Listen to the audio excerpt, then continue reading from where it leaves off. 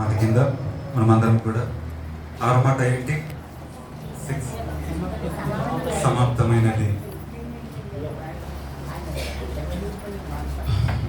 అందరం కూడా ఒక చిన్న కళ్ళు మూసుకుందాం, చిన్న ప్రార్థన చేసుకుందాం. మహోన్నతుడమైన మా ప్రియ పరలోకమందున మా తండ్రి, కృపల దేవయేసయ్య నిఘనమైన నామానికి స్తోత్రాలు.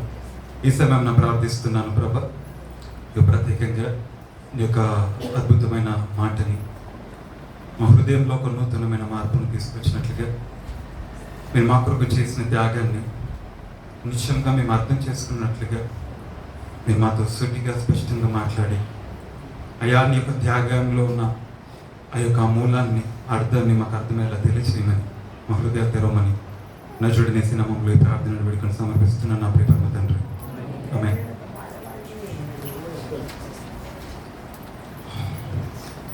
దప్పికొనుచున్నానన్న తర్వాత కూడా యేసుక్రీస్తు ప్రభుల వారు శిలువపై నుండి ఆరో మాట కింద సమాప్తమైనది. సమాప్తమైనది అంటే తను ఏదైతే ఈ లోకానికి వచ్చారో, ఏ పర్పస్ కోసం అయితే ఈ భూమి మీద తను అడుగు పెట్టి ఉన్నారు, ఎందు నిమిత్తమో పరలోకాన్ని విడిచారు, దాన్ని సంపూర్తి చేసిన మీదట ఆయన పలికిన మాట సమాప్తమైనది.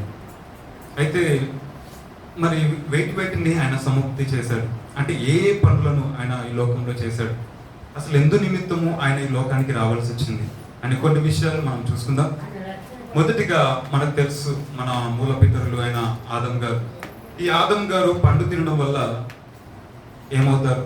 ఆజ్ఞను అతిక్రమించి దేవుడిచ్చిన అధికారాన్ని, దేవుడిచ్చిన మహిమను ఆయన కోల్పోవడం జరుగుతుంది. ఆ తర్వాత మనకు తెలిసిన మరి ఒక వ్యక్తి నోవాహ్ గారు. ఈ నోవాహ్ గారు ఏం చేస్తారు? తాను తినడం కాదు కానీ తాను త్రాగడం వల్ల, అంటే మద్యపానం లేదంటే ద్రాక్షరసము త్రాగడం వల్ల తను ఏం చేస్తారు?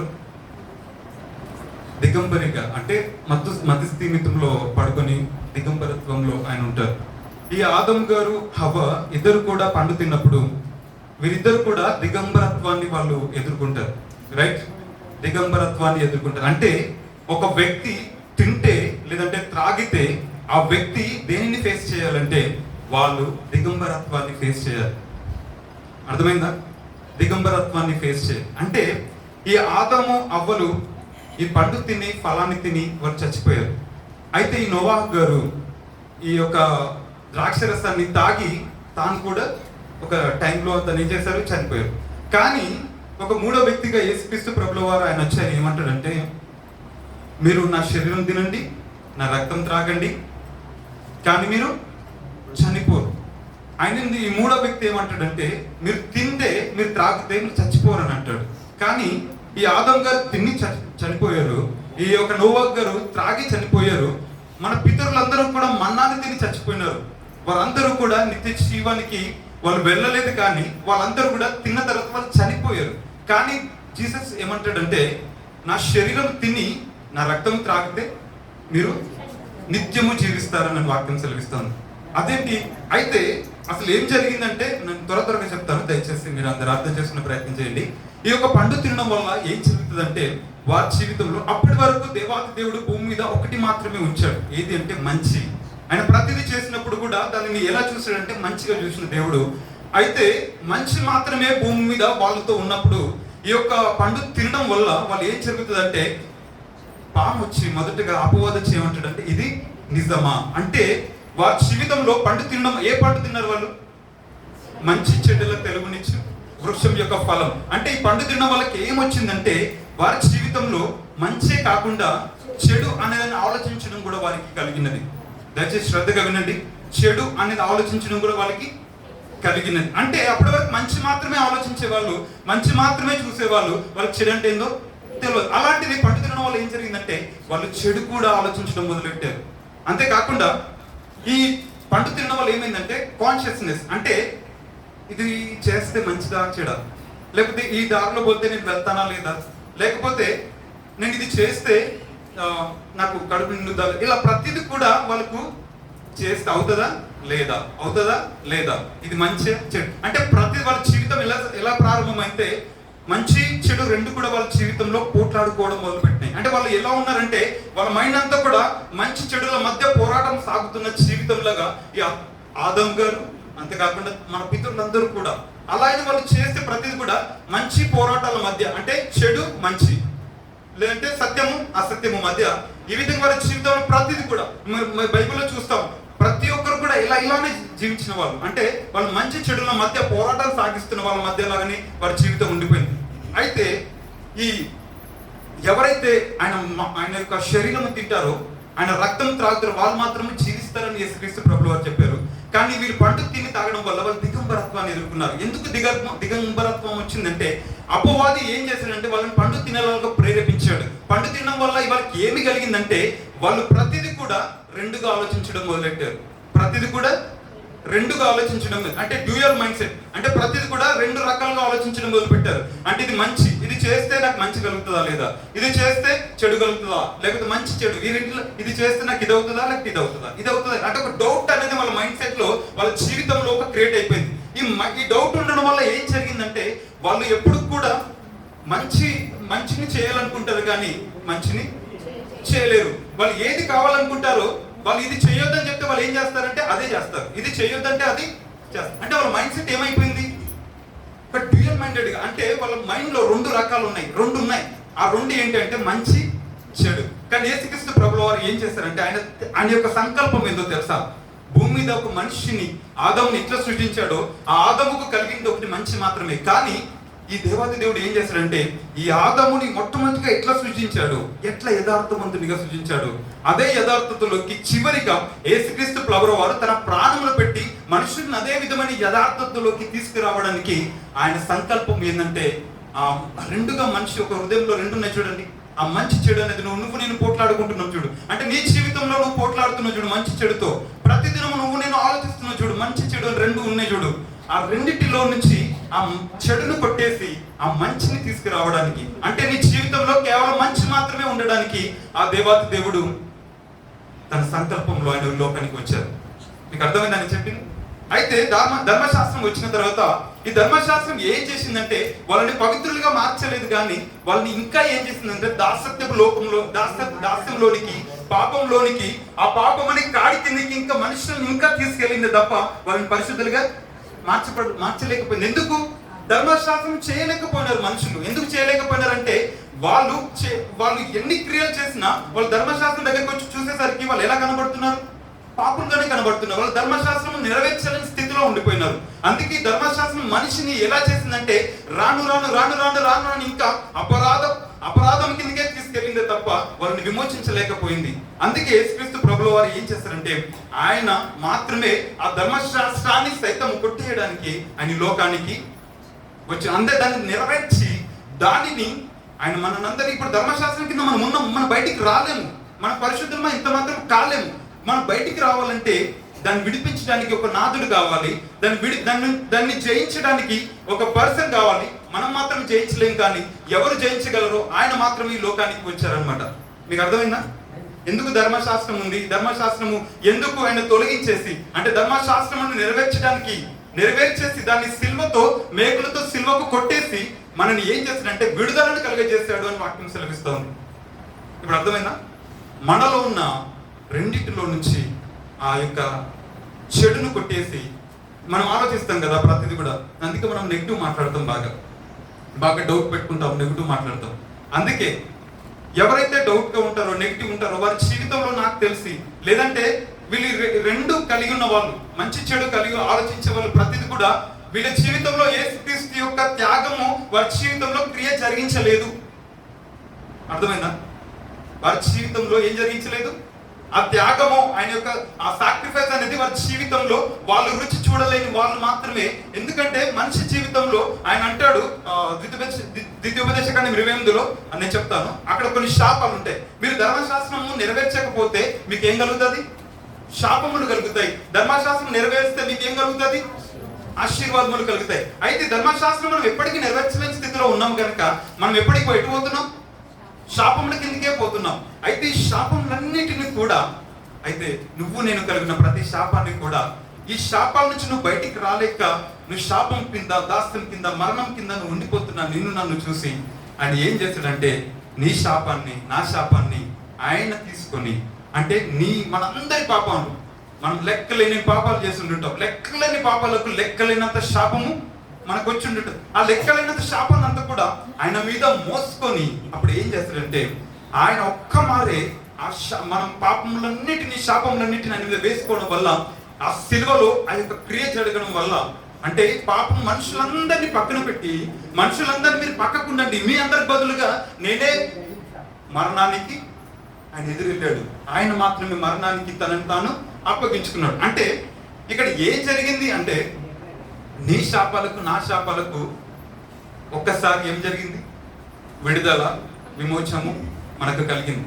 అయితే జాషువా చెప్పినట్టుగా అలనాడు అపరాధము పోవాలంటే ఒక గొర్రెపిల్లని తీసుకొచ్చి దాని మీద చేతి నుంచి ప్రార్థన చేయాలి. ఆ గొర్రెపిల్ల ఎలా ఉండాలంటే నిర్దోషమైన గొర్రెపిల్ల ఉండాలి. అయితే ఆ నిర్దోషమైన గొర్రెపిల్ల మీద చేపట్టి ప్రార్థన చేసినప్పుడు ఆ వ్యక్తి యొక్క పాపములన్నీ కూడా గొర్రెపిల్ల మీదకి వెళ్ళినప్పుడు ఆ గొర్రెపిల్ల మనకు మారుగా బలి అయ్యి ఆ యొక్క రక్తం యాజకుడు తీసుకెళ్లి ఆ బలిపీఠ మీద చిందించినప్పుడు అప్పుడు మనకు ఈ యొక్క వ్యక్తికి పాప విమోచన అనేది జరిగింది. అదే అది ఎలా జరిగిందంటే ఈ యొక్క ధర్మశాస్త్రంలో చేసిన ప్రతి సాక్రిఫైస్ కూడా అది మనిషి యొక్క పాపాన్ని తొలగించలేదు, కానీ మనిషి యొక్క పాపానికి ఒక కవర్, అంటే దాన్ని ఎలా అంటే దాని మీద ఒక తెరలాగా, అంటే పాపంలో నుంచి విడుదలకు కలిగించబడుతున్నాడు అనే ఒక తెర రూపంలో ఒక మనిషికి టెంపరీగా సాల్వేషన్ ఇచ్చింది తప్ప నిత్య జీవమైన సాల్వేషన్ అనేది ఇవ్వలేకపోయింది. మీ అందరికి అర్థమైందా? అంటే మన పితరులందరూ కూడా యేసుక్రీస్తు వరకు అందరూ కూడా ఉన్న వాళ్ళు కూడా వాళ్ళు చనిపోయినారు, కానీ వాళ్ళు ఎక్కడున్నారో తెలుసా? వాళ్ళందరూ ఎక్కడున్నారు? యేసుక్రీస్తు వారు రాక ముందు దాకా వాళ్ళందరూ కూడా పాతాళంలో ఒక స్థలంలో వాళ్ళు ఉంచబడ్డారు.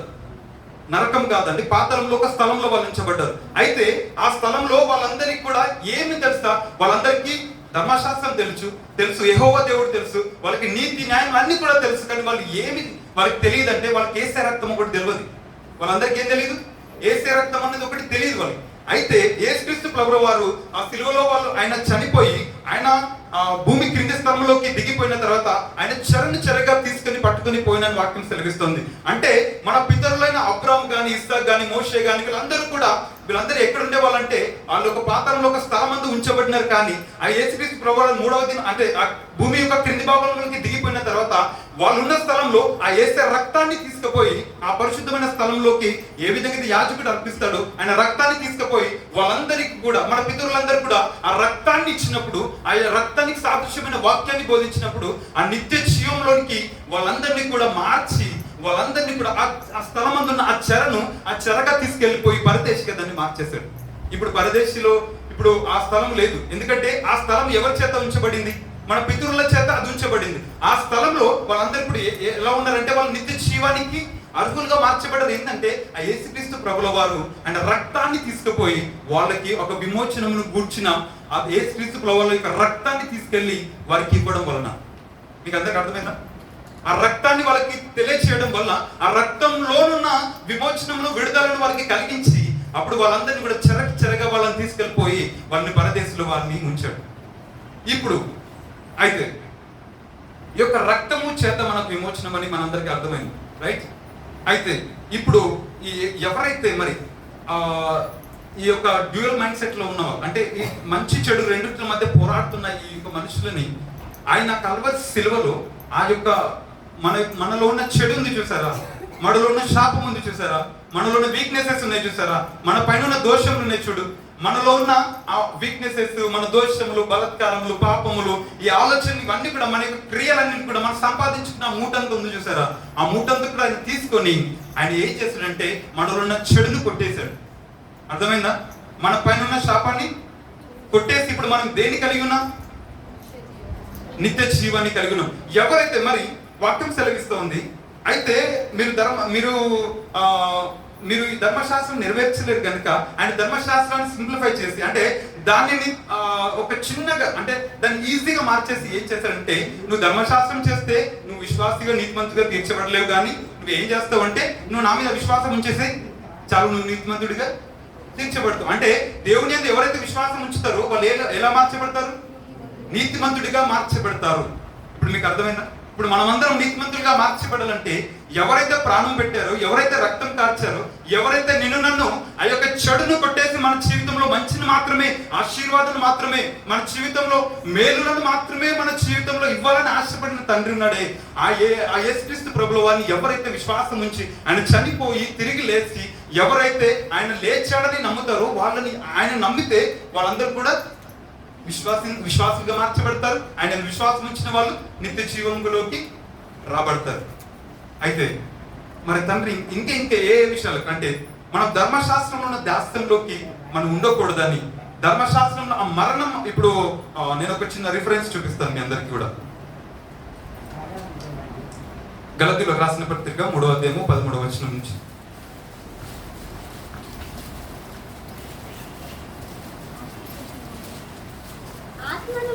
నేను చదువుతాను. ఆత్మను గురించిన వాగ్దానము విశ్వాసం వలన మనకు లభించినట్లు అబ్రాహాము పొందిన ఆశీర్వచనము క్రీస్తు యేసు ద్వారా అన్యజనులకు కలుగుటకై క్రీస్తు మన కోసం శాపమై మనలను ధర్మశాస్త్రం యొక్క శాపము నుండి విమోచించెను. ఇప్పుడు అర్థమైందా? అయితే నువ్వు నేను ఎలా ఉండాలంట, నువ్వు నేను ఆశీర్వదింపబడాలని, నువ్వు నేను దీవింపబడాలని, అబ్రాహాము ఏ విధంగా అయితే ఆశీర్వాదాలతో కూడిన వాగ్దానాలు ఆయన జీవితంలో ఉన్నాయో వాటన్నిటినీ నీకు నాకు మనకు రావాలంటే మధ్యలో ఏమైపోయింది? ఏది అడ్డుగా పడింది? ధర్మశాస్త్రం అనేది అడ్డుగా ఉంది కనుక ఆ ధర్మశాస్త్రాన్ని ఆయన ఏం చేసినట్టుంటే సిలువకు మేకులతో కొట్టేసి ఆయన ఆశీర్వాదము, ఎవరి యొక్క? అబ్రాహాము యొక్క ఆశీర్వాదములకు నువ్వు నేను వారసులము కావాలని, ఆయన వాగ్దానాలకు నువ్వు నేను వారసులము కావాలని యేసుక్రీస్తు ప్రభుల వారు మన శాపములు ఆయన మీద వేసుకొని మనల్ని ఆశీర్వాదాలకు వారసులుగా చేశారు. అంతేనా దీని అర్థం? అందుకే ఆయన శాపగ్రస్తుడు అయ్యాడు, మనము ఆశీర్వాదాలకు వారసులైన. అందుకే ఆయన మన రోగులను భరించాడు, మనం ఇప్పుడు ఎలా ఉన్నాం? ఆరోగ్యంగా ఉన్నాం. ఆయన మన బాధలను భరించాడు, మన వ్యసనములను భరించాడు కనుక మనం సంతోషంగా దేవుని ఆరాధిస్తున్నాం, ఆరోగ్యంగా ఉన్నాం, ఆశీర్వాదాలతో ఉన్నాం, సుఖంగా ఉన్నాం, మనం ఆనందంగా దేవుని సన్నిధిలో మనం ఉండగలుగుతాం. కారణం ఏంటంటే నీవు నేను ఇప్పుడైతే పడుతున్నావో, నువ్వు అనుకుంటున్నావేమో మన జీవితంలో ఇవో నీ వీక్నెస్ కానీ, నీ ప్రాబ్లం కానీ, నీ బాధ కానీ, నీ వేద కానీ, నీ శ్రమలు కానీ, నీ ఆర్థిక సమస్య ఏవైనా కూడా అవన్నీ కూడా యేసుక్రీస్తు ప్రభుల వారు ఆల్రెడీ సిలువలో దానికి సంబంధించిన ప్రాయశ్చిత్తము చేసేసారు. అపరాధ పరిహారార్థ బలిగా తానే రక్తం చేత దానికి సంబంధించిన సాక్రిఫైస్ చేసేసారు. ఇంకా నువ్వు వాటి కింద ఉండడానికి వీల్లేదు, నువ్వు ఇంకా కూడా శాపంలో ఉండడానికి వీల్లేదు, నువ్వు ఇంకా రోగంతో ఉండడానికి వీల్లేదు, నువ్వు బాధలతో ఉండడానికి వీల్లేదు, ఇంకా నువ్వు యొక్క బంధకంలో చెరలో ఉండడానికి వీల్లేదు, నీ కట్లతో నువ్వు ఉండడానికి వీల్లేదు. నువ్వు ఎలా ఉండాలి? నువ్వు ఆశీర్వదింపబడిన విధంగా ఉండాలి, నువ్వు రాజుగా, ఒక రాణిగా అలాంటి జీవితం కలిగి ఉండాలి. నువ్వు ఎలా ఉండాలంటే యేసే బిడ్డగా నువ్వు ఒక అధికారం కలిగిన వ్యక్తిగా ఉండాలని యేసుక్రీస్తు ప్రభువులు ఆశపడుతున్నారు కనుక ఆయన నీ కొరకు నా కొరకు శాపగ్రస్తమయ్యి మనల్ని ఆశీర్వదించాడు. ఆయన దరిద్రుడయ్యి మనల్ని ధనవంతులుగా చేశాడు. ఇప్పుడు అర్థమైందా? అంటే మన పైన శాపగ్రస్తాన్ని, మన పైన పాప శాపములను, మనలో ఉన్న చెడును కొట్టేసి ఆయన రెండింటిని తొలగించేసి, అంటే రెండు ఉన్నాయి మనలో, ఆ రెండింటిని తొలగించేసి యేసే రక్తం చేత మనల్ని కడిగి మనలో ఇప్పుడు ఒకటే ఉంచాడు. అందుకే ఆ చెరలో ఉన్న వారు ఉన్నారు చూసారా, మన పితరులు, వారిలో రెండు ఉన్నాయి, వారిలో రెండు ఉన్నాయి కనుక వారు పరలోక రాజ్యానికి చేరలేదు, అక్కడే ఆగిపోయారు. కానీ ఎప్పుడైతే వాళ్ళు ఉన్న చెడును కొట్టేసి యేసే రక్తంతో వాళ్ళని కడిగేశాడో అప్పుడు వారిలో ఒకటే అయింది, అది మంచి. అంతేకాకుండా యేసే ఇప్పుడు వారిని మంచిగా చేశాడు. ఇప్పుడు మన కొరకు ఆయన ప్రాణం పెట్టి మనలో ఉన్న చెడుని కొట్టేసి, శాపాన్ని కొట్టేసి, మనము దాస్యంలో ఉన్న మరణపు దాస్యం ఉందా, ఆ మరణం అనే భయం ఉంది చూసారా, దాన్ని కొట్టేసి ఏం చేశాడంటే మనలో కూడా ఒకటే మంచి పెట్టాడు. ఇప్పుడు మనం ఏకమయ్యాం. అప్పుడు తండ్రిలో ఏముంది? చెడు ఉందా? తండ్రిలో, దేవుడిలో చెడు ఉందా? ఆ దేవుడితో మనం ఏకం అవ్వాలంటే మనలో ఏముండాలి? మంచి మాత్రమే ఉండాలి. చెడు ఉంటే మనము ఏకం కాలేము. అందుకే ఆ తండ్రితో మనం ఏకం కావడానికి, ఆ దేవుడితో మనం ఏకం కావడానికి ఇక మనలో మంచి మాత్రమే పెట్టాడు. అర్థమైందా? ఇంకా కూడా మనం బాధపడి మన సమస్యలను బట్టి మనం కృంగిపోకూడదు. దేవుడు నిన్ను నన్ను ఆశీర్వాదానికి వారసులుగా పిలిచాడు. నువ్వు శాపగ్రస్తురాలు కావాలి, నువ్వు శాపంలో ఉండాలని, లేకపోతే నువ్వు నాశనమైపోవాలని దేవుడి దగ్గర ఎలాంటి ప్రణాళికలు లేవు. నిన్ను నాశనం చేయడానికి దేవుడి దగ్గర ప్రణాళికలు లేవు. నిన్ను ఆశీర్వదించాలనే ప్లాన్ చేసుకున్నాడు ఆయన. నువ్వు నాశనం చేయడానికి ఎలాంటి ప్లాన్స్ అయినా చేసుకోలేదు. అందుకే ఒక్క వ్యక్తి కూడా నశించుకోకుండా ఉండడానికి ఆయన ప్రతి క్షణం తాపత్రయపడ్డాడు. అందుకే ఆయన ఏమన్నాడు? అదే ఆయన దాహమైనదని కూడా వాక్యం సెలవిస్తూ ఉంది.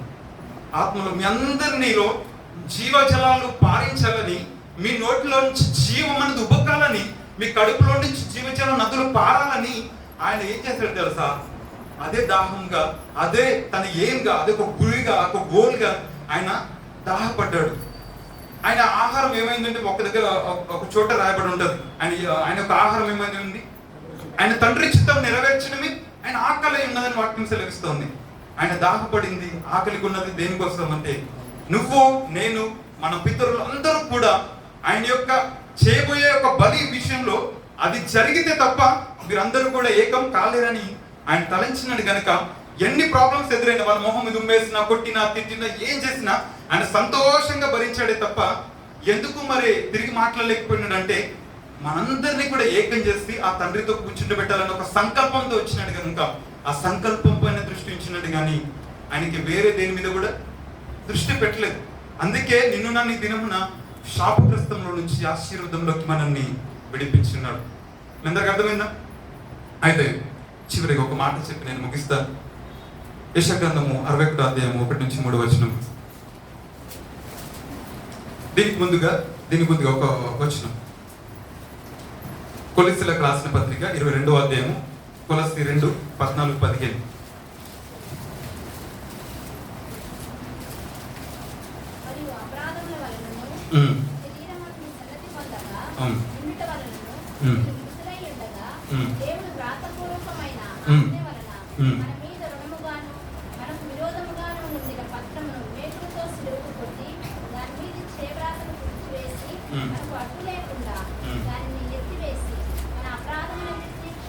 క్షమించి ఆయనతో కూడా మిమ్మల్ని జీవింపజేసి ఆయన ప్రధానులను అధికారులను నిరాయుధులుగా చేసి సిలువ చేత ప్రేత్సాహంతో వారిని కట్టి తెచ్చి మహాటముగా వేడుకగా కనపరిచింది. ఇక్కడ వ్రాయబడి ఉన్నది ఏంటంటే ఆయన వ్రాతపూర్వకమైన ఆ ధర్మశాస్త్రాన్ని తీసుకెళ్లి సిలువకు కొట్టేసి ఆయన అంటాడు ఇంకా మనకు అడ్డం లేకుండా దాన్ని ఎత్తివేసి, అంటే ఇక మన పాపాలని క్షమించేశారు, ఇంకా నీలో ఇంకా ఏమీ కూడా లేవు, నీ యొక్క పేపర్ని ఎంటీగా పెట్టేసి క్లీన్ చేసేసి ఆయన తుడిచేశాడట. ఇలా తుడిచేసి నువ్వు క్లీన్ అయిపోయినావు, నువ్వు పరిశుద్ధపరచబడ్డావు అని చెప్పేసి అపరాధములన్నింటిని క్షమించేసి ఆయనతో కూడా మనల్ని జీవింపజేసి అంతేకాకుండా ప్రధానులకు అధికారులకు ఉన్న వాళ్ళ శక్తి, అంటే సాతాను అధికారంకు ఉన్న శక్తిని ఆయన ఏం చేశాడంట, నిరాయుధులుగా అతన్ని మార్చి, అంటే అపవాదిని ఏం చేశాడంటే అతని యొక్క కాళ్ళ క్రింద సిలువలు చిత్తకు త్రొక్కి వాడిని నిరాయుధునిగా చేసి వాడికి ఉన్న శక్తి సామర్థ్యాలన్నింటిని కూడా తొక్కివేసి అప్పుడు ఏం చేశాడంటే సిలువ చేత జయోత్సవంతో, అంటే మనము ఒక జయ ఉత్సవంతో మనం అందరిని కూడా తీసుకొచ్చి బాహాటంగా వేడుకగా మన అందరిని కూడా ఉంచాడంట. అంటే ఇప్పుడు మనం అందరూ మనల్ని ఎట్లా పెట్టాలనుకుంటున్నాడు అంటే జయ ఉత్సాహంలో మనందరినీ కూడా ఒక బాటగా అందరి ముందు కనబెట్టండి. వీళ్ళందరూ ఎవరు అంటే వీళ్ళందరూ జయ ఉత్సవంతో వీళ్ళందరూ కూడా ఎదిరించబడిన వారు, లేదంటే వీరందరూ కూడా ఇట్లా విజయంతో కూడిన వారు, వీళ్ళు పాపం కింద లేని వారు, వీళ్ళందరూ పరిశుద్ధులుగా మార్చబడి మనందరినీ కూడా ఒక బాటంగా అందరి ముందుగా మనందరినీ కూడా క్లీన్ గా చేసేసి మనందరినీ కూడా అందరి ముందు ఇలా చూపించేసాడట. అర్థమవుతుందా? అట్లా బాహాటంగా మనందరినీ కూడా ఒక విజయోత్సవంతో మనందరినీ తీసుకొచ్చి వీళ్ళందరూ కూడా గెలిచిన వారు. అంటే మనము గెలవలేదు, ఎవరు గెలిచాడు? ఆయన గెలిచాడు, మనని ఆ గెలుపులోకి తీసుకొచ్చాడు. ఆయన గెలిచి సాతాను ఓడించి ఆ అధికారంతో మనందరినీ కూడా నింపారు. రైట్? అంతేకాకుండా చివరిసారిగా నేను ఒక మాట చెప్తాను. సో ఈ యొక్క అపవాది మనల్ని గర్జించే సింహంలో మనం భయపెడతా ఉంటది కదా, కానీ అపవాది నిజానికి సింహమా కాదు, వాడు భయపెడతాడు అంతే. వాడు శబ్దం పెడతాడు, జస్ట్ నీ పక్క నుండి నీ ప్రాబ్లమ్స్ చూపిస్తే భయపెడతా ఉంటాడు. కానీ నిజమైన సింహం అంటే ఎవరు? మన యూదా గోత్రపు సింహమైన యేసే మాత్రమే ఆయన నిజమైన సింహం. ఆయన మాత్రమే అపవాదిని తన కాళ్ళ కింద చితుకు తొక్కిన దేవుడు కనుక. సో వీడు ఊరికే భయపడతా ఉంటాడు సాతాను.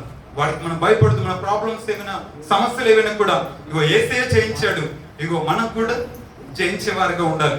ఆయన మనల్ని చేయించే వారిగా, నేను మొన్న వాక్యం చెప్పినప్పుడు చెప్పాను, ఒక తండ్రి తన కుమారుడు ఎట్లా ఉండాలని కోరుకుంటాడు, బలవంతుడిగా శక్తిమంతుడిగా నా కుమారుడు బలమైన వ్యక్తిగా ఉండాలని కోరుకున్నట్టుగా ఆ దేవుడు కూడా నీ మీద ఉన్న శాప పాపాలను నీ బలహీనతలన్నీ కూడా తొలగించేసి నీకు ఒక బలాన్ని ఇచ్చాడు, నీకు ఒక ఆయుధాలు ఇచ్చి నీకు శక్తినిచ్చి ఇక నుంచి నువ్వు బలవంతుడిగా ఉండు, ఒక మంచి పోరాడే సైనికుడిగా నువ్వు ఉండాలని ఆయన నిన్ను నన్ను బలపరిచి ఇగో ఆయన బంధకంలో ఉన్న వారిని చెరలో ఉన్న వాడిని విడుదల కలిగించి ఈ దినమున మనందరినీ కూడా పరిశుద్ధులుగాను నీతిమంతులుగాను నిర్దోషులుగాను ఆయన రాజ్యానికి వారసులుగా మనందరినీ కూడా చేశాడు.